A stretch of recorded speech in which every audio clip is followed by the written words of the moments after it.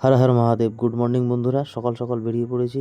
আমার একটা মিটিং রয়েছে। বন্ধু আমাকে ছেড়ে দিয়ে আসছে। রাস্তায় এত জল জমেছে, গতকালকে এত বৃষ্টি হয়েছে যে জামা কাপড় জুতো সব কিছু ব্যাগে করে নিয়ে যেতে হচ্ছে। স্টেশনে উঠে পড়বো সব কিছু। আজকে আমার বেরোনোর নেই, তাই বন্ধু আমার বাইকটা নিয়ে বেরোবে কাজে।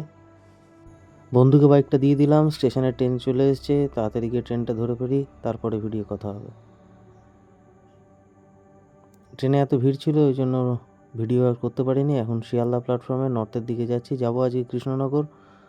তো নর্থে একটা নতুন সিস্টেম চালু হয়েছে, 1 থেকে 5, 5 থেকে 6 এরকম ডিভাইড করে দেওয়া হয়েছে। আমি তো নতুন কিছু পেলাম না। আগেও যেরকম আমাকে টাইম টেবিল দেখতে হতো এবং দেখতে হতো, এখনও তাই দেখতে হচ্ছে। যাক, আমার ট্রেন দিয়ে দিয়েছে বন্ধুরা। 5 নম্বর প্ল্যাটফর্মে ট্রেনে উঠে পড়েছি।